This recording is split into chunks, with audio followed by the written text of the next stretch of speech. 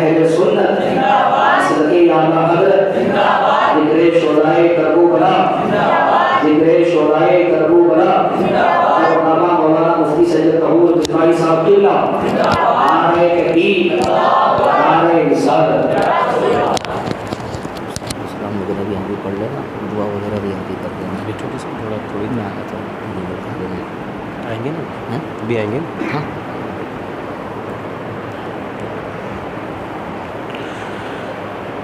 محترم سامعین کرام, السلام علیکم ورحمۃ اللہ وبرکاتہ. نحمده ونصلي على رسوله الكريم, اما بعد فاعوذ باللہ من الشیطان الرجیم, بسم اللہ الرحمن الرحیم. قل لا اسألكم علیہ اجرا الا المودۃ فی القربى.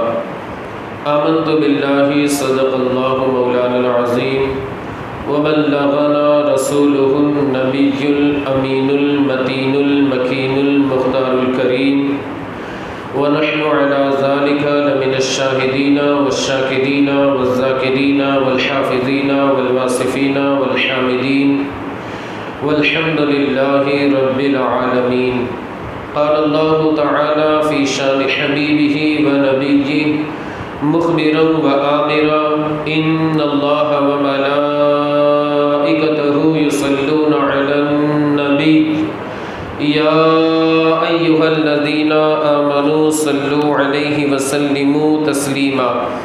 اللهم صل على سيدنا ومولانا محمد معدن الجود والكرم وآله الكرام وابنه الكريم وبارك وسلم. عزیزان ملت اسلامیہ, خطبہ مسنونہ کے بعد میں نے جس آیت کریمہ کی تلاوت کی ہے اس کے متعلق کچھ عرض معروض سے قبل ایک مرتبہ نبی اور آل نبی کی بارگاہ میں درود و سلام کا نذران عقیدت خراج عقیدت پیش کریں. اللہم صلی علی سیدنا و مولانا محمد معدن الجود والکرم وآلہ الکرام وابنہ الکریم وبارک وسلم.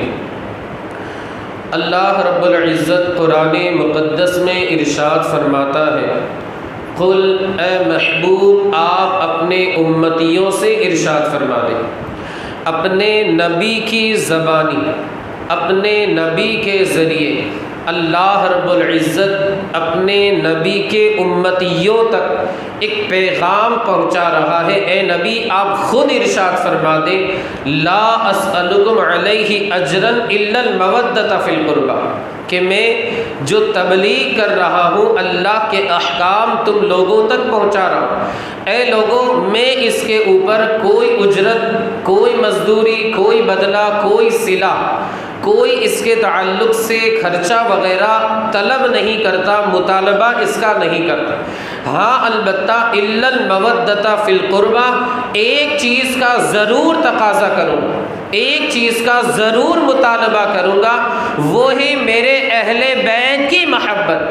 میں جو تبلیغ کر رہا ہوں اس پر تم سے کوئی مزدوری وغیرہ نہیں مانگ رہا ہوں کہ تم لوگ چندہ کر کے مجھے دو, یہ دو, پیسے دو اور مال و درہم وغیرہ مجھے لا کر کے اکٹھا کر کے پیش کرو, یہ ساری چیزیں نہیں.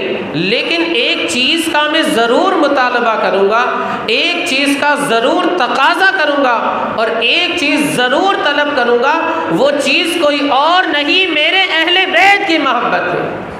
اس چیز کا میں تم سے ضرور مطالبہ کروں گا. ایک اور حدیث پاک ہے, میرے آقا مصطفیٰ کریم فرماتے, یہ تو آیت کریمہ تھی, حدیث پاک میں ہے میرے آقا مصطفیٰ کریم فرماتے, ترکت فیکم شیئین, میں تم لوگوں کے درمیان دو چیزوں کو چھوڑ کر کے جا رہا ہوں, ما ان تمسکتم بہما لن تضلوا بعدی ابدا, کہ میں تم لوگوں کے درمیان, اے امتیوں میں تم لوگوں کے درمیان دو چیزوں کو چھوڑ کر کے جا رہا ہوں, اگر تم نے اسے ان دونوں چیزوں کو مضبوطی سے تھام لیا, اے امتیوں اگر ان دونوں چیزوں کو مضبوطی سے تھام لیا, میرے جانے کے بعد کبھی گمراہ نہیں ہوگے.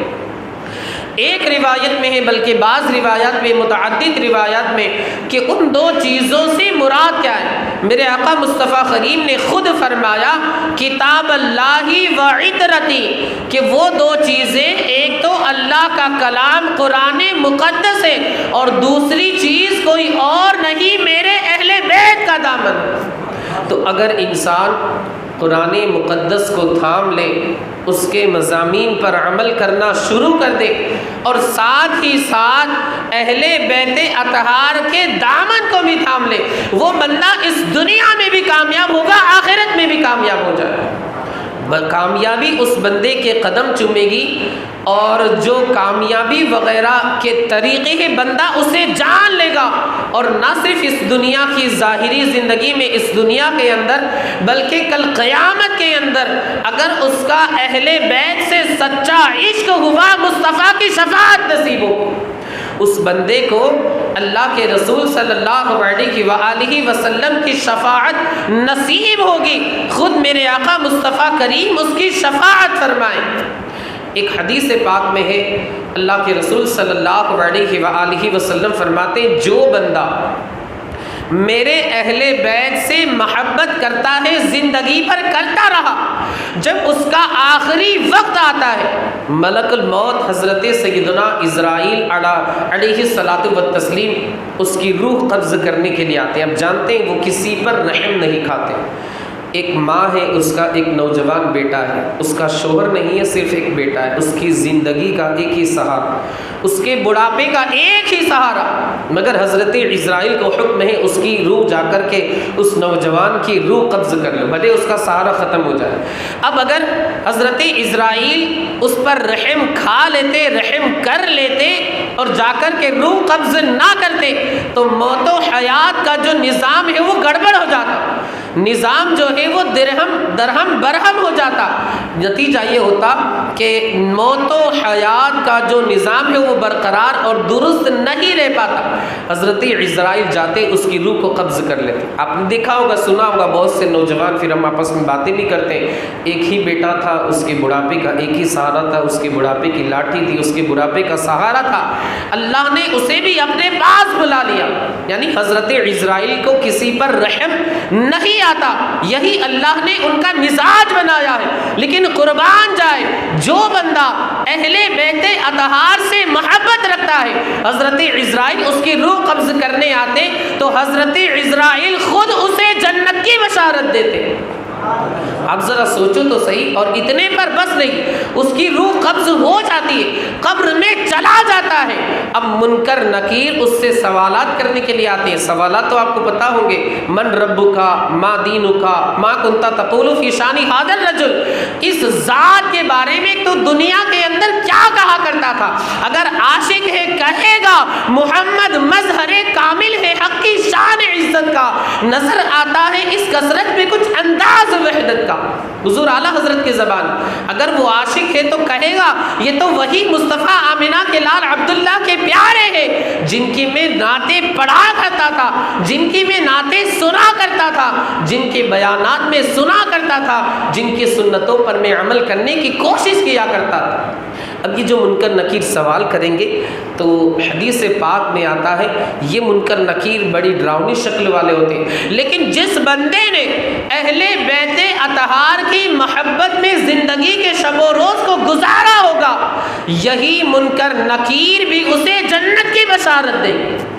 آپ ذرا سوچو تو صحیح کہ اہل بیت اطہار کی محبت کا صلہ انسان کو اس دنیا میں بھی مل رہا ہے، عالم برزخ یعنی قبر کی زندگی میں بھی مل رہا ہے، اور کل قیامت کے دن ایسے بندے کو سب سے بڑی جو چیز ہے، سب سے بڑا جو شرف، سب سے بڑی جو سعادت ہے وہ یہ ہے کہ ایسے بندے کو آمنہ کے لال کی شفاعت نصیب ہو، ایسے بندے کو قیامت کے دن مصطفیٰ کریم کے دامن کرم کی ٹھنڈی ہواؤں کا ساتھ نصیب ہوگا۔ اس سے بڑے شرف کی اور کیا بات ہوگی؟ عزیزان ملت اسلامیہ، جو میں نے خطبہ مسنونہ کے بعد آیت کریمہ کی تلاوت کرنے کا شرف حاصل کیا، اللہ رب العزت ارشاد فرماتا ہے، اے محبوب آپ اپنے امتیوں سے ارشاد فرما دے کہ جو کچھ میں تبلیغ وغیرہ کرتا ہوں اس پر میں کوئی اجرت، کوئی مزدوری، کوئی بدلہ، کوئی صلہ، کوئی جزا وغیرہ طلب نہیں کرتا کہ تم چندہ اکٹھا کر کے میری خدمت میں پیش کرو، نہیں۔ ہاں ایک چیز کا میں ضرور مطالبہ کرتا ہوں، ایک چیز کا میں ضرور تقاضا کرتا ہوں، وہ ہے میرے اہل بیت کی محبت، ان کے ساتھ محبت کا برتاؤ کرو۔ اس کی شان نزول میں، اس آیت مقدسہ، اس آیت کریمہ کی شان نزول میں مفسرین کرام فرماتے ہیں کہ جب اللہ کے رسول صلی اللہ علیہ وسلم کو حکم ہوا اے مصطفیٰ مکہ مکرمہ میں دین کے شعائر پر قائم رہنا مشکل ہے، مدینہ ہجرت کر کے جاؤ۔ آپ جانتے ہیں اس وقت مدینہ نہیں ہوا تھا، بلکہ اسے یثرب کہا جاتا تھا۔ ابھی یثرب کو خاک یثرب کو، خاک مطلب ہوتا ہے مٹی، ابھی خاک یثرب کو مصطفیٰ کریم کی قدم بوسی کا شرف حاصل نہیں ہوا تھا۔ اللہ کے رسول صلی اللہ علیہ وآلہ وسلم کو حکم ہوا جاؤ مدینہ چلے جاؤ، یثرب چلے جاؤ۔ اللہ اکبر۔ مصطفیٰ کریم کی تشریف آوری سے پہلے واقعی یثرب کا مطلب ہوتا ہے بیماریوں کا گھر۔ یثرب کا کیا مطلب ہوتا ہے؟ بیماریوں کا گھر۔ مصطفیٰ کریم سے کی تشریف آوری سے پہلے، جلوہ گری سے پہلے، آپ کے مقدس مبارک چہرے کے اس جگہ، آپ صلی اللہ علیہ وآلہ وسلم کے اس جگہ تشریف لے جانے سے پہلے واقعی میں وہ بیماریوں کا گھر تھا۔ وہاں کی آب و حواس انسان کو راس نہیں آ سکتی تھی، انسان بیمار ہو جایا کرتا، لیکن قربان جائے مصطفیٰ کے قدموں کی برکت کے اوپر جو ہی آمنہ کے لال نے قدم رکھا، وہ یثرب جسے کہا جاتا تھا رب کعبہ نے اس کی مٹی کو خاک شفا میں تبدیل فرما دیا۔ آپ ذرا سوچو تو صحیح، یہ مصطفیٰ کریم کے قدموں کی برکت دیکھیں، اس کے حسن کے تعلق سے میرے امام نے تو یہ فرمایا، چہرے کی بات تو بہت دور کی ہے، جو بندہ آمنہ کے لال کے تلووں کو دیکھ لے، دنیا کی کوئی بھی حسین و جمیل چیز اسے اچھی لگ ہی نہیں سکتی۔ فرماتے تیرے قدموں میں جو ہے غیر کا منہ کیا دیکھے، کون نظروں پہ چڑھے دیکھ کے تلوا تیرا۔ یہ میرے امام فرماتے، اور شاعر نے کہا کہ چہرے کا تصور بہت دور کی بات ہے، انسان صرف ایڑی کے دیکھ لے فدا ہو جائے، قدموں میں جبھی کو رہنے دو۔ چہرے کا تصور مشکل ہے، جب چاند سے بڑھ کر ایڑی ہے، رخسار کا عالم کیا ہوگا؟ جب چاند سے بڑھ کر ایڑی ہے، رخسار کا عالم کیا ہوگا؟ اور میرے امام نے تو ہدائی کے بخشش میں ایک شعر میں یہاں تک نقل کیا ہے۔ اب جانتے ہیں کہ ہمیں جو دن کے اندر روشنی ملتی ہے کس کے ذریعے ملتی ہے؟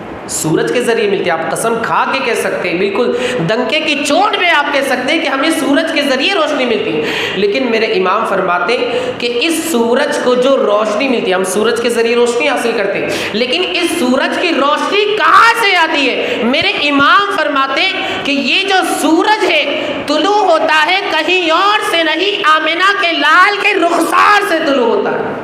حضور صلی اللہ علیہ وآلہ وسلم اس کو رخسار کہا جاتا ہے، ہم اپنی زبان میں گال کہتے ہیں جسے۔ حضور صلی اللہ علیہ وآلہ وسلم کے رخسار سے سورج طلوع ہوتا ہے، جب طلوع ہوتا ہے پوری کائنات کو روشن بنا دیتا ہے۔ یہ مصطفیٰ کریم کے حسن کا عالم ہے، آمنہ کے لال عبداللہ کے پیارے صلی اللہ علیہ وآلہ وسلم کے حسن کا عالم۔ یہ تو چہرے کی بات، انسان صرف ایڑی کو دیکھ لے، تلوے کو دیکھ لے، قدموں کو دیکھ لے، جان و دل فدا کرنے کے لیے تیار ہو جائے۔ میرے امام نے اسی قدم کے تعلق سے فرمایا، جب مدینہ منورہ پہ پڑے اب وہ خاک شفا میں تبدیل ہو گئے۔ میرے امام فرماتے ہم خاک ہے اور خاک ہی ماوا ہے ہمارا، منہا خلق وفیہا نعیدکم ومنہا نخرجکم تارۃ اخری۔ مٹی ڈالنے کی دعا پڑھتے ہوں کہ قرآن مقدس کی آیت کریمہ ہے، اسی کے ترجمانی کرتے ہوئے میرے امام نے فرمایا ہم خاک ہے اور خاک ہی ماوا ہے ہمارا، خاکی تو وہ آدم جد اعلیٰ ہے ہمارا، جس خاک پہ رکھتے تھے قدم سید عالم، اس خاک پہ قرباں دل شہجاں ہے ہمارا۔ یا رسول اللہ جس مدینے کی مٹی پر مقدس مبارک بابرکت معزز مکرم بافیض مٹی خاک شفا کے اوپر آپ کے قدم پڑتے تھے، احمد رضا اپنی جان کو اس پر نثار کرتا ہے، احمد رضا اپنی جان کو اس پر قربان کرتا ہے، احمد رضا اس پر واری جاتا ہے۔ یہ امام اہل سنت نے فرمایا۔ دیکھیں برکت تو دیکھیں، مصطفیٰ کریم نے قدم رکھا۔ حضرت عائشہ صدیقہ فرماتی، ماں عائشہ کا بیان ہے، اگر کسی کو پھوڑا ہوتا ہم مدینے کی خاک شفا رکھ دیتے، اللہ اس خاک شفا کے صدقے میں بندے کو شفا عطا فرما دیتا۔ برکت تو آپ دیکھیں مصطفیٰ کریم کے قدموں کی، اللہ کے رسول صلی اللہ علیہ وآلہ وسلم کے مقدس مبارک قدموں کی، کہ جیسے ہی قدم بڑھا اب وہ بیماریوں کا جو گھر تھا وہ شفا کے اندر تبدیل ہو گیا۔ میرے امام نے فتاوی رضویہ شریف میں فرمایا، یثرب کا مطلب ہوتا ہے بیماریوں کا گھر۔ خبردار خبردار، اب کوئی یثرب نہ کہے، اب کوئی یثرب نہ کہے، اب کہے مدینہ، کہے مدینہ، کہے مدینہ، کہے مدینے کی صدائیں لگاتا رہے، خبردار کوئی یثرب نہ کہے۔ علامہ قاضی ایاز نے بھی اسے شفا شریف میں لکھا، کیونکہ یثرب کا مطلب ہوتا ہے بیماریوں کا گھر۔ اب بیماریاں ختم ہو گئی۔ آپ ذرا سوچو تو صحیح، پھر کسی اعتراض کرنے والا ہو سکتا ہے اعتراض کرے کہ قرآن مقدس میں بھی ہے، سورہ احزاب کے اندر 21ویں پارے میں بالکل آخری کے جو رکوع ہیں اس میں اللہ تعالیٰ نے فرمایا، یا اہل یثرب لا مقام لکم فارجعوا، کہ اے اہل یثرب تمہارے لیے یہاں پر کوئی جگہ نہیں ہے، تم یہاں سے چلے جاؤ۔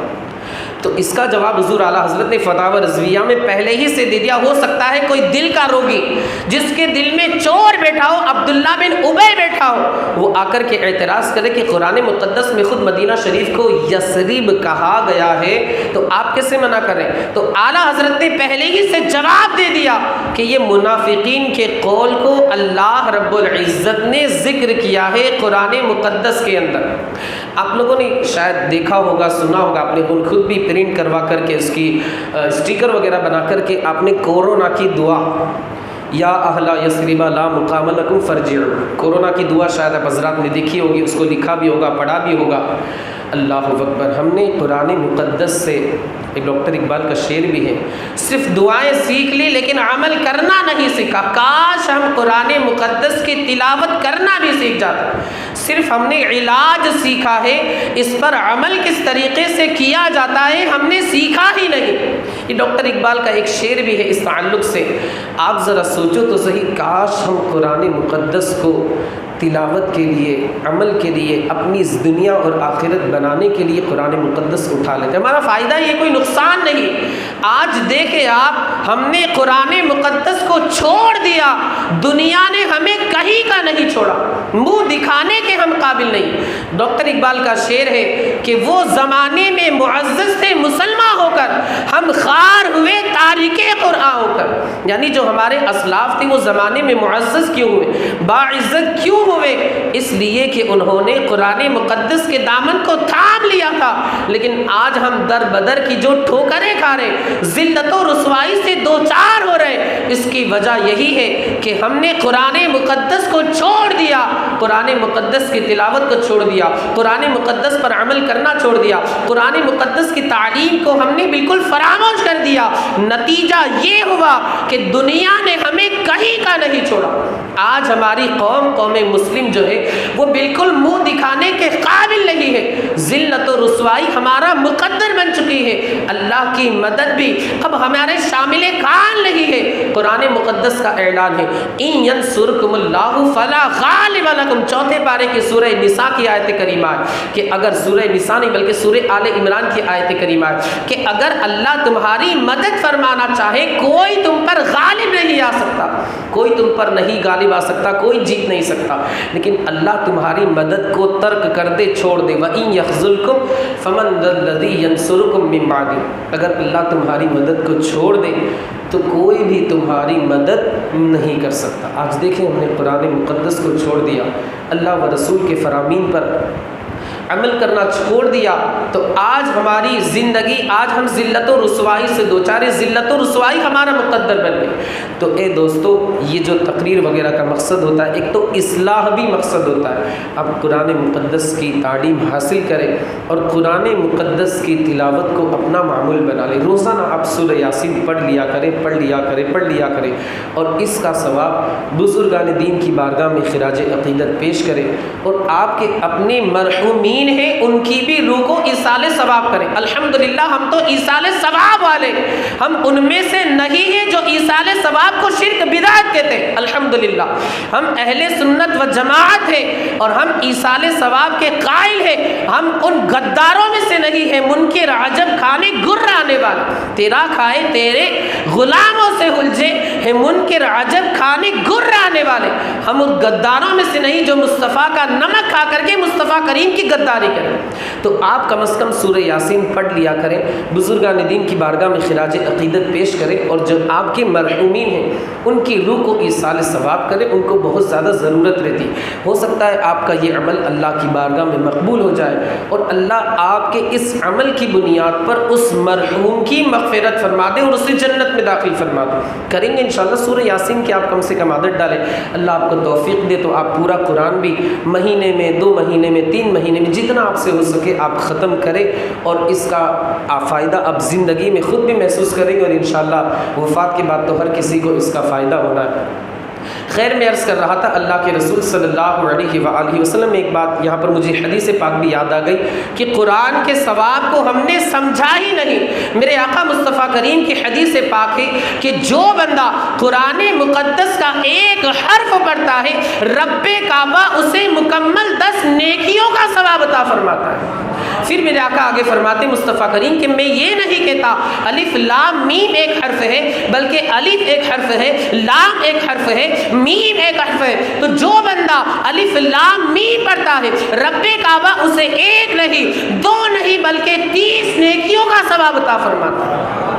دیکھیے آپ برکتیں تو دیکھیں، اسلام جو ہے اللہ کے رسول صلی اللہ علیہ وآلہ وسلم نے ہم تک جو اسلام پہنچا ہے، اللہ کی رحمتوں کا جو ہم سے بیان فرمایا، اللہ کی رحمت کتنی وسیع، اللہ اپنے بندوں پر کتنا مہربان ہے، کتنی شفقت فرمانے والا ہے، کتنی کرم کی بارشیں نازل فرمانے والا ہے۔ وہ رحمان ہے، وہ رحیم ہے، وہ کریم ہے، وہ ستار ہے، وہ غفار ہے، اپنے بندوں پر مہربانی فرمانے والا ہے، اپنے بندوں کے ساتھ شفقت کا معاملہ فرمانے والا ہے۔ عزیزان ملت اسلامیہ، اللہ رب العزت نے مصطفیٰ کریم کے قدموں کی برکت سے اسے شفا، خاک شفا کے اندر تبدیل فرما دیا۔ اب وہ جو خاک شفا کس طریقے سے ہوئی، اللہ اکبر، صرف اور صرف جسمانی بیماریوں سے انسان اچھا ہو جائے ایسا نہیں ہے، بلکہ مصطفیٰ کا درد ایسا ہو گیا کہ روحانی بیماریوں کا بھی علاج اب وہاں پر ہو رہا ہے۔ انسان اگر گناہ گار ہو، مصطفیٰ کریم کے آستانے پر جائے، وَلَوْ أَنَّهُمْ إِذْ ظَلَمُوا أَنفُسَهُمْ جَاءُوكَ فَاسْتَغْفَرُوا اللَّهَ وَاسْتَغْفَرَ لَهُمُ الرَّسُولُ لَوَجَدُوا اللَّهَ تَوَّابًا رَحِيمًا۔ بس اس کی ترجمانی کرتے ہوئے ایک شعر حضور مفتی اعظم ہند کا سنا دو، اس در کی حضوری کی اس یاں کی دوا ٹھہری ہے، زہر معاصی کا طیبہ ہی شفا خانہ۔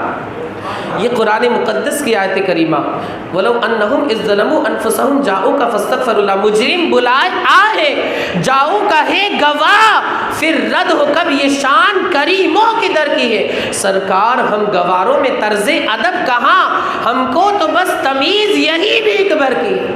یہ حضور اعلیٰ حضرت فرماتے اسی کی ترجمانی کرتے ہوئے، اور میرے امام تو یہ فرماتے حدیث پاک میں اللہ کے رسول صلی اللہ علیہ وآلہ وسلم نے فرمایا، خود مدینے کی فضیلت کو بیان فرماتے ہوئے کہ جس سے ہو سکے کہ مدینے میں مرے تو اسے چاہیے کہ وہ مدینے میں مرے، اس لیے کہ جو بندہ مدینے میں مرے گا، انتقال کرے گا، کل قیامت کے دن میں خود اس کی شفاعت کروں گا۔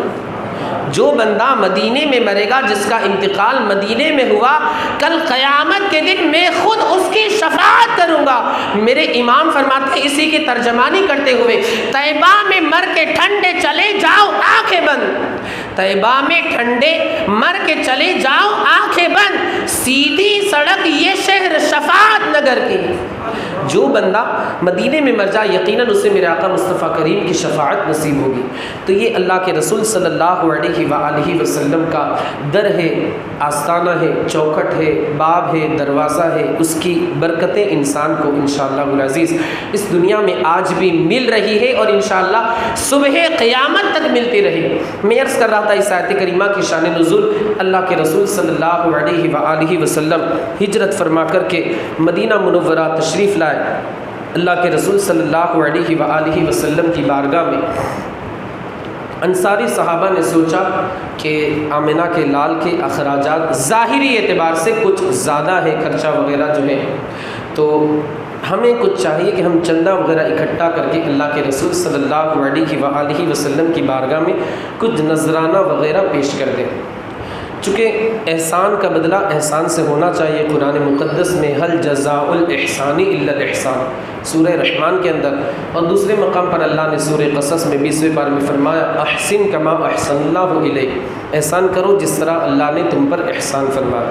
تو انصار نے یہ سوچا کہ ہم کچھ مال وغیرہ اکٹھا کر کے مصطفیٰ کریم کی بارگاہ میں پیش کر دیں۔ چندہ جمع بھی ہو گیا، اللہ کے رسول کی بارگاہ میں لا کر کے پیش کر دیا۔ اللہ اکبر! مصطفیٰ کریم ظاہری طور پر غربت کی زندگی گزار رہے تھے، مختار تھے، مجبور نہیں تھے۔ وجہ اس کی یہ ہے کہ آپ غربت کی زندگی کو آپ نے ترجیح اس لیے دی، اس وجہ سے آپ نے غریبی کی زندگی کو اختیار کیا کہ کل کوئی آئے گا امتی جو غریب ہوگا اس کا دل ٹوٹ نہ جائے کہ ہمارے آقا نے تو امیری کی زندگی گزاری تھی مگر آج میں غریبی کی زندگی گزار رہا ہوں۔ اگر وہ غریبی کی زندگی گزارے گا اس کا دل نہیں ٹوٹے گا، وہ یہی سوچے گا اگرچہ میں غریب ہوں تو کیا ہوا، ارے غربت میں زندگی گزارنا کسی اور کی نہیں، آمنہ کے لال کی سنت، وہ یہی سوچے گا، اس کا دل نہیں ٹوٹے گا۔ آقا نے اپنی زندگی غربت میں کاٹ کر دنیا کے ہر غریب کی غربت خرید لی۔ آمنہ کے لال اگر چاہتے فرماتے، میرے آقا مصطفیٰ کریم حضرت عائشہ کو مخاطب کرتے، عائشہ اگر میں چاہوں تو احد پہاڑ میرے ساتھ سونا بن کر کے چلے، عائشہ میں اگر چاہوں تو احد پہاڑ میرے ساتھ سونا بن کر کے چلے، اور فرماتے اور دیری کیا تھی، اگر آمنہ کے لال عبداللہ کے پیارے ہاتھ اٹھا دیتے، اپنے مقدس ہاتھوں کو اللہ کی بارگاہ میں اٹھا دیتے، دعا کر دیتے، جنت سے خزانے کی بارشیں نازل ہوتی، جنت سے مال و دولت کی بارشیں ہوتی، مگر میرے آقا مصطفیٰ کریم نے غربت کی زندگی کو پسند فرمایا۔ جیسا کہ میں نے آپ کو بتایا، ایک شاعر نے کیا ہی خوب کہا ہے، وہ نبیوں میں رحمت لقب پانے والے، مرادی غریبوں کی بر لانے والے، مصیبت میں غیروں کے کام آنے والے، وہ اپنے پرائے کا غم کھانے والے، چمک تجھ سے پاتے ہیں سب پانے والے، میرا دل بھی چمکا دے چمکانے والے، برستا نہیں برستا نہیں برستا نہیں دیکھ کر ابر رحمت، بدوں پر بھی برسا دے برسانے والے۔ یہ ایک شاعر نے تضمین پیش کی حضور اعلیٰ حضرت علیہ رحمت و رضوان کے کلام کی۔ آپ ذرا سوچو تو صحیح، آمنہ کے لال ہاتھ اٹھا دیتے، اجابت کا صحرا عنایت کا جوڑا، دلہن بن کے نکلی دعائے محمد، ہاتھ اٹھا دیتے، جنت سے خزانے برسنا شروع ہو جاتے، جنت سے مال و دولت کی بارشیں وہ نازل ہونا شروع ہو جاتی، مگر امت کی غریبی کا خیال رکھا کہ کسی غریب کا دل نہ ٹوٹ جائے، ورنہ ہمارے نبی مالک و مختار ہے، ایسے مالک و مختار کہ حضور تاج الشریعہ فرماتے جہاں بانی عطا کر دے، بھری جنت ہبا کر دے، نبی مختار کل ہے جسے جو چاہے عطا کر دے۔ اور حضور اعلیٰ حضرت نے فرمایا مالک کونین ہے، گو پاس کچھ رکھتے نہیں، دونوں جہاں کی نعمتیں ہیں ان کے خالی ہاتھوں میں۔ یہ حضور اعلیٰ حضرت علیہ رحمت و رضوان نے اس طریقے سے ارشاد فرمایا۔ صحابہ کرام نے مال وغیرہ اکٹھا کر کے، جو میں عرض کر رہا تھا، چندہ کر کے مصطفیٰ کریم کی بارگاہ میں لا کر کے پیش کر دیا۔ فوراً آیت کریمہ نازل ہوتی ہے، اے محبوب آپ اپنے امتیوں سے ارشاد فرما دیں کہ جو کچھ میں تبلیغ کر رہا ہوں تو اس کا بدلہ جو تم مال و دولت وغیرہ کے ذریعے لا کر کے دے رہے ہو مجھے اس کی ضرورت نہیں۔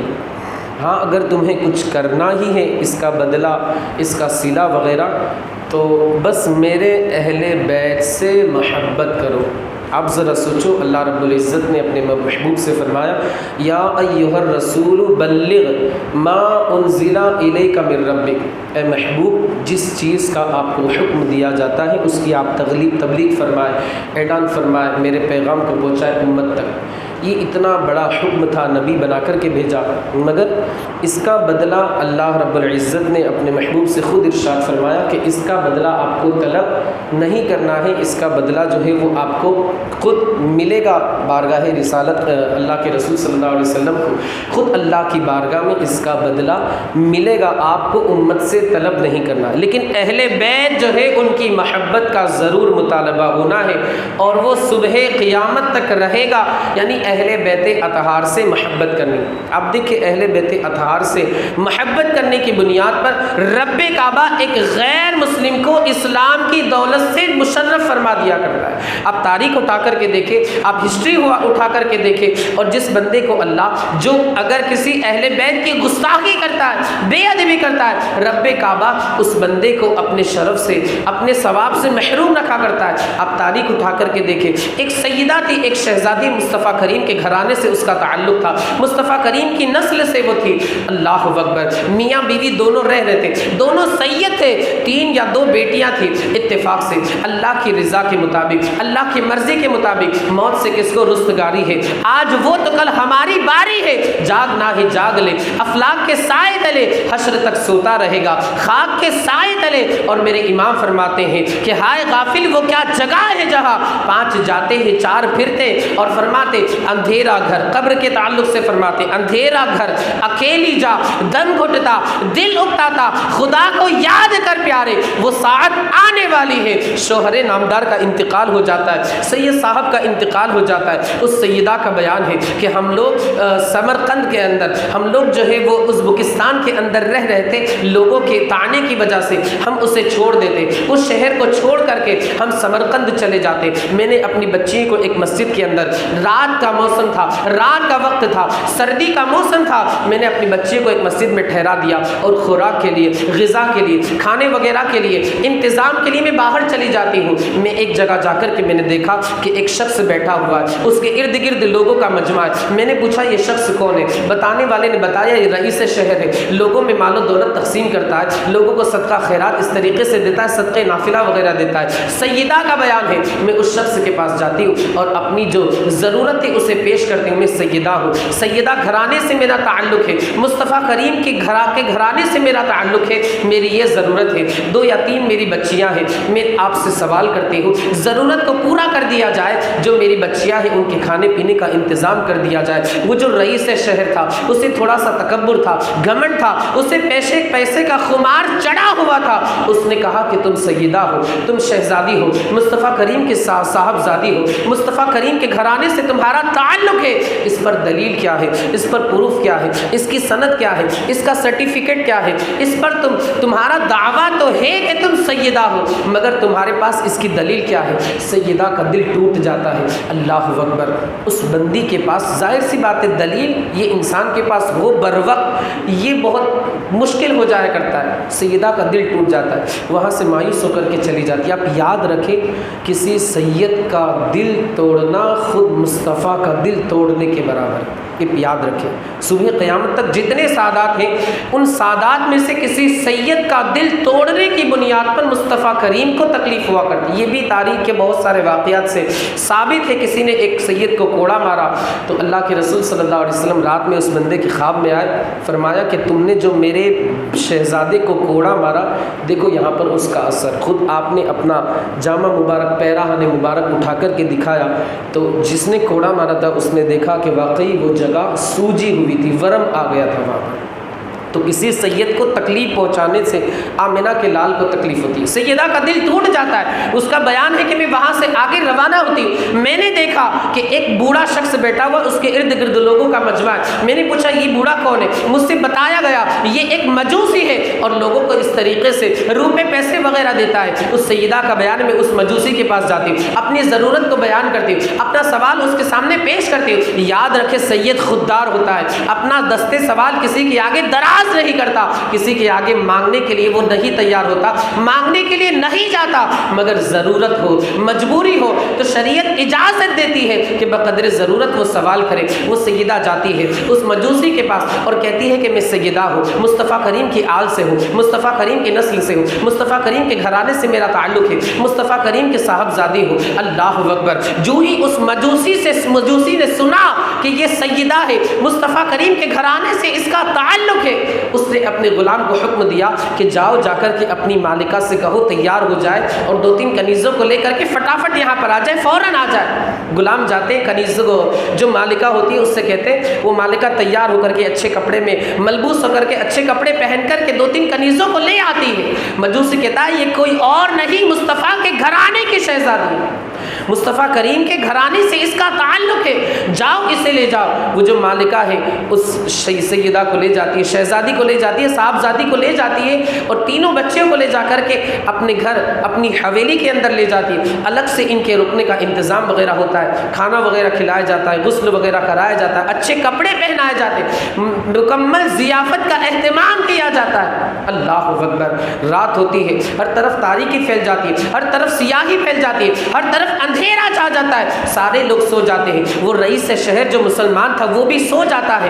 آدھی رات گزر جاتی ہے. اللہ اکبر. وہ رئیس شہر خواب میں دیکھتا ہے کہ محشر برپا ہے, مجمع لگا ہوا ہے, اللہ کے رسول صلی اللہ علیہ وآلہ وسلم کی لواء الحمد, حمد کا جو پرچم ہے, اگلے انبیاء کرام جتنے بھی ہیں مصطفیٰ کریم صلی اللہ علیہ وآلہ وسلم کی مدح سرائی کر رہے ہیں, آپ کی نعتیں پڑھ رہے ہیں. اللہ اکبر. ابھی وہ منظر برپا ہونا ہے جس کے تعلق سے میرے آقا مصطفیٰ کریم صلی اللہ علیہ وآلہ وسلم کی شان بیان کرتے ہوئے استاذ زمن فرماتے ہیں, عزیز بچے کو ماں جس طرح تلاش کرے, خدا گواہ ہے یہی حال آپ کا ہوگا. کہیں گے اور نبی اذهبوا الی غیری, میرے حضور کے لب پر انا لہا ہوگا. اور میرے امام فرماتے پیش حق مزدہ شفاعت کا سناتے جائیں گے, آپ روتے جائیں گے, ہم کو ہنساتے جائیں گے. دل نکلنے کی جا ہے, آہ کن آنکھوں سے ہو, ہم سے پیاسوں کے لیے دریا بہاتے جائیں. یہ حضور اعلیٰ حضرت نے محشر کے نقشے کو کھینچا ہے. اب وہ جو رئیس بیدار ہوگا دیکھے گا یہ سارے کے سارے مناظر ہیں. اللہ اکبر. دیکھے گا مصطفیٰ کریم رؤوف الرحیم, آمنہ کے لال, عبداللہ کے پیارے, امام الانبیاء, سید الکونین, مختار کائنات, ساری کائنات کے مرکز عقیدت, چاند کے 2 ٹکڑے کرنے والے, ڈوبے ہوئے سورج کو واپس لانے والے, ایک رات میں معراج پر جانے والے, معراج کے دولہا. اللہ اکبر. تشریف فرمائے, قریب جانے کی کوشش کرے گا. جب قریب جائے گا آمنہ کے لال اپنے چہرے کو پھیر لے, اپنے چہرے کو, اپنے مقدس مبارک بابرکت چہرے کو پھیر لیں گے, اپنی نگاہ کو پھیر لیں گے. اللہ اکبر. وہ نگاہ جو اتنی پاورفل ہے جس کے تعلق سے میرے امام فرماتے جس طرف اٹھ گئی دم میں دم آ گیا, اس نگاہ عنایت پہ لاکھوں سلام. اس مقدس مبارک بابرکت نگاہ کو پھیر لیں گے.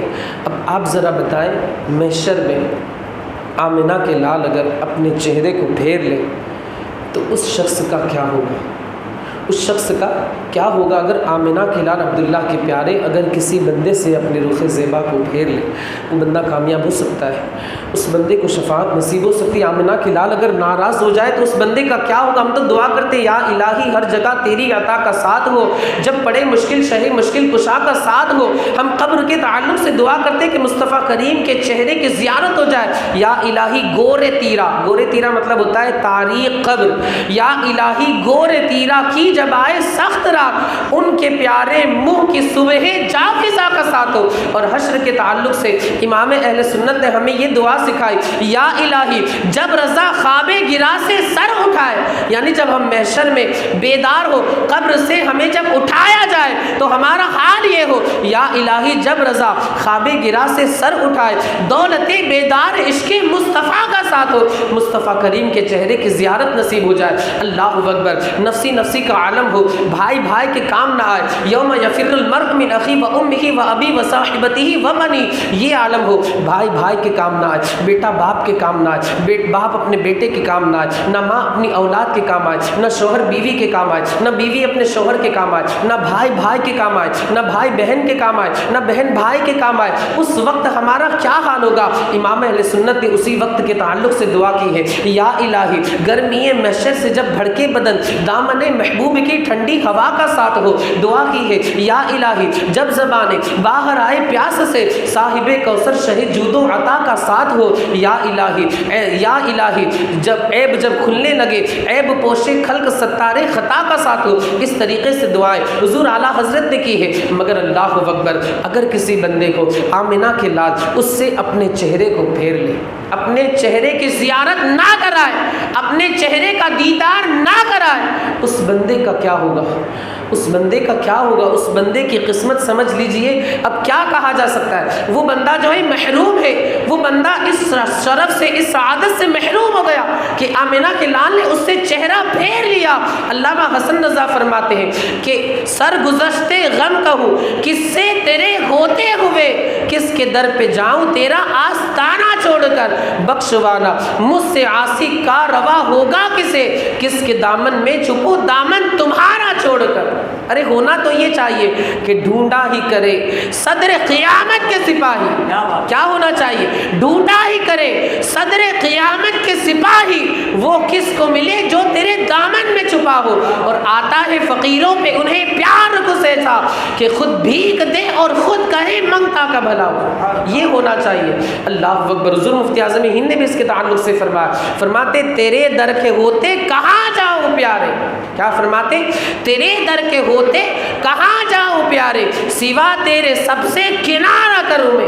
یہ حضور مفتی اعظم ہند نے فرمایا۔ ہم مصطفیٰ کریم نے رخ زیبا پھیر لیا، وہ بندہ پریشان ہو جاتا ہے، یا رسول اللہ آپ کی ہمیں شفاعت کی ضرورت ہے، آپ کے سفارش کی ضرورت ہے، آپ کے دامن کرم کی ٹھنڈی ہواؤں کے ساتھ کی ضرورت ہے، آپ کے جام کوثر کی ضرورت ہے، آپ کے مقدس ہاتھوں سے ہمیں جام کوثر پینا ہے۔ آپ اگر ہم سے رخ زیبا پھیر لیں گے ہمارا کیا ہوگا؟ میرے آقا مصطفیٰ کریم نے فرمایا اقیم البینۃ عندی انک مسلم، تو میرے سامنے سند پیش کر، سرٹیفکیٹ پیش کر، پروف پیش کر، اس بات کی دلیل پیش کر کہ تم مسلمان ہو۔ اللہ اکبر۔ اس نے کل کیا کہا تھا اس سیدہ سے کہ تم میرے سامنے سند پیش کرو کہ تم سیدہ ہو۔ آج محشر میں اس شخص سے میرے آقا مصطفیٰ کریم فرما رہے کہ تم مسلمان ہے، اس پر تیرے پاس کیا دلیل ہے؟ تو نے میری آل سے یہ کہا کہ سید ہونے پر دلیل پیش کر، میں تجھ سے پوچھتا ہوں کہ تم مسلمان ہونے پر دلیل پیش کر۔ وہ بندہ بالکل پریشان ہو جاتا ہے۔ سامنے ایک محل نظر آتا ہے، میرے آقا مصطفیٰ کریم فرماتے ہیں یہ جو تم محل دیکھ رہے ہو یہ کسی اور کا نہیں، اسی مجوسی کا ہے جس نے میرے آل کی خدمت کی تھی۔ آپ دیکھیں اس سے ہم یہ نتیجے پر پہنچتے، اس نتیجے کے اوپر کہ اگر کوئی کافر بھی مصطفیٰ کریم کے گھرانے میں سے کسی سید یا سیدہ کی خدمت کرتا ہے، رب کعبہ یہ گوارا نہیں کرتا کہ اسے بدلہ نہ دے۔ رب کعبہ اسے بغیر بدلہ دیے ایسے ہی چھوڑ دے، ایسا ہو ہی نہیں سکتا۔ اللہ رب العزت نے اسے اس طریقے سے بدلہ عطا فرمایا۔ وہ رئیس جو تھا بیدار ہو جاتا ہے، کف افسوس اپنے چہرے پر ملتا ہے، اپنے چہرے پر تماچے مارتا ہے، لیکن اب کیا تیر تو کمان سے نکل چکا تھا۔ وہ جاتا ہے فوراً اپنے غلاموں کو حکم دیتا ہے اس سیدہ کو میرے مکان پر لے آیا جائے، ہم اس کی ضیافت کا اہتمام کریں گے، اس کی خدمت کریں گے۔ مکان وہ جو غلام تھے وہ دوڑے چلے جاتے، یہ رئیس خود بھی جاتا ہے، مجوسی کا گھر مل جاتا ہے، اس کے گھر میں جا کر کے اس سے کہتا ہے کہ یہ جو سیدہ ہے اسے میرے حوالے کر دو، میں ضیافت کرنا چاہتا ہوں، خدمت کرنا چاہتا ہوں، خدمت کے فریضے کو انجام دینا چاہتا ہوں۔ اس مجوسی نے کہا کہ ہرگز ہرگز نہیں، یہ سعادت ہمیں مل چکی ہے، یہ شرف ہمیں مل چکا ہے، ہم اس سیدہ کو تمہارے حوالے نہیں کر سکتے۔ وہ کہتا ہے 1000 دینار لے لو۔ مجوسی کہتا ہے نہیں، اگر 1,00,000 دینار بھی دو گے تو بھی میں سیدہ کی خدمت تمہارے سپرد کر دوں، یہ میں گوارا نہیں کرتا۔ وہ جو مجوسی تھا اس کے سامنے رئیس بہت اصرار کرتا ہے کہ آپ میرے حوالے کر دیں، مجھے خدمت کا موقع دیں، مجھے خدمت کا شرف عطا فرمائے، مجھے خدمت کی سعادت حاصل کرنے دیں۔ مجوسی کہتا ہے تمہیں اسی بات کا فخر ہے نا کہ تم مسلمان ہو اور میں مجوسی ہوں، تمہیں اسی بات کا گھمنڈ ہے، اسی بات کا فخر ہے کہ تم مسلمان ہو اور میں مجوسی ہوں۔ یاد رکھو، سن لو، جو خواب تم نے دیکھا ہے وہی خواب میں نے بھی دیکھا ہے، جو خواب رسول اللہ کا تم نے دیکھا ہے وہی خواب میں نے بھی دیکھا ہے۔ اللہ اکبر۔ وہ مجوسی کہتا ہے تمہارے نبی میرے پاس آئے اور نہ صرف مجھے بلکہ میرے پورے گھر والوں کو کلمہ پڑھا کر کے مسلمان بنا دیا۔ یہ میرے آقا مصطفیٰ کریم نے اس پر کرم فرمایا، اور اتنے پر بس نہیں بلکہ فرمایا تم نے میری آل کی خدمت کی، رب کعبہ تجھے جنت میں ایک محل عطا فرمائے گا، اور میں خود تجھے ابھی سے تجھے اور تیرے گھر والوں کو جنتی ہونے کی بشارت دیتا ہوں۔ یہ دیکھیں اہل بیت اطہار کی خدمت کا صلہ، رب کعبہ اس بندے کو کافر تھا، دولت ایمان سے اللہ نے اسے مالا مال فرما دیا، مشرف فرما دیا۔ ہمیں چاہیے کہ ہم اہل بیت اطہار کے دامن کو تھامیں، ان کی محبت ہمیں دنیا میں بھی کام آئے گی، آخرت میں بھی کام آئے گی۔ مولا عز و جل ہمیں آپ کو اور ساری دنیا کے خوش عقیدہ مسلمانوں کو اہل بیت اطہار کے فیضان کرم سے مالا مال فرمائے۔ استغفر اللہ ربی من کل ذنب واتوب الیہ، وآخر دعوانا ان الحمد للہ رب العالمین۔ السلام علیکم ورحمۃ اللہ وبرکاتہ۔ طلع البدر علينا من ثنية الوداع وجب الشكر علينا وجب الشكر علينا ما دعا لله داعي يا نبي سلام عليك يا رسول سلام عليك يا حبيب سلام عليك يا حبيب سلام عليك صلوات الله عليك هنا تنهار روز محشر ساتھ ہو شبیر و شب ہاتھ میں دامن علی کا ہاتھ میں دامن علی کا سر پہ ہو زہرا کی چادر یا نبی سلام علیک یا رسول سلام علیک یا حبیب سلام علیک یا حبیب سلام علیک صلوات اللہ علیک۔ الصلاۃ والسلام علیک یا رسول اللہ وعلی آلک و اصحابک یا شفیعنا یوم الجزا۔ مولا کریم کر سزا بندہ نوازا، ٹوٹے پھوٹے انداز میں ہم نے جو کچھ بھی یہاں پر ذکر کیا مولا عز و جل ان تمام کو اپنی بارگاہ میں قبول فرما۔ مولا ان تمام اعمال صالحہ کا ساتھ سب سے پہلے حضور اکرم نور مجسم رحمت عالم صلی اللہ تعالی علیہ وآلہ وسلم کی بارگاہ میں نزد کرتے قبول فرما۔ آپ صلی اللہ علیہ وآلہ وسلم کے وسیلے سے تمام انبیاء اکرام مرسلین نظام صاحب اکرام صحابیات اعظام ازواج مطہرات اہل بیت اطہار بالخصوص حسنین کریمین آپ کے تمام اہل خانہ اور شہیدان کربلا رضوان اللہ تعالی علیہ مجمعین کی بارگاہوں میں نزد کرتے قبول فرما۔ شہدائے کربلا کے فیضان سے ہمیں مالا مال فرما، ان کے صدقے میں ہماری بے حساب مغفرت فرما، ہمارے تمام صغائر کبائر گناہوں کو معاف فرما، ان کے صدقے میں ہم پر اپنی رحمتوں کا نزول فرما، برکتوں کا نزول فرما، ہماری تمام جائز مرادوں کو پورا فرما، مشکلات کو آسان فرما، ان کے صدقے میں ہر بلا ہر مصیبت ہر آفت ہر پریشانی سے ہماری اور تمام مسلمانان عالم کی حفاظت فرما۔ مولا ہمارے ان بھائیوں نے اس محفل کے اندر شرکت کی، مولا حسنین کریمین کا وسیلہ مولا انہیں اپنی شان کے مطابق اجر و ثواب عطا فرما، سب کی کمائی میں کاروبار میں تجارت میں رزق حلال میں خوب سے خوب تر برکتیں عطا فرما، ان کے گھروں میں رحمتوں برکتوں کا نزول فرما، امن و امان چین و سکون کی زندگی انہیں نصیب فرما۔ اے مولا عز و جل ہمارے ان تمام بھائیوں کو آئندہ سال پورے گھر والوں کے ساتھ حج بیت اللہ کی سعادتیں عطا فرما۔ اے مولا عز و جل ہمارے ان بھائیوں کی تمام جائز مرادوں کو پورا فرما۔ اللہم ربنا آتنا فی الدنیا حسنہ وفی الآخرۃ حسنہ وقنا عذاب النار۔ قال اللہ تعالی فی شان حبیبہ الکریم ان اللہ وملائکتہ یصلون علی النبی یا ایھا الذین آمنوا صلوا علیہ وسلموا تسلیما۔ اللہم صل علی سیدنا مولانا محمد معدن الجود والکرم وآلہ الکرام وابنہ الکریم وبارک وسلم وافوض امری الی اللہ ان اللہ بصیر بالعباد برحمتک یا ارحم الراحمین بحق لا الہ الا اللہ۔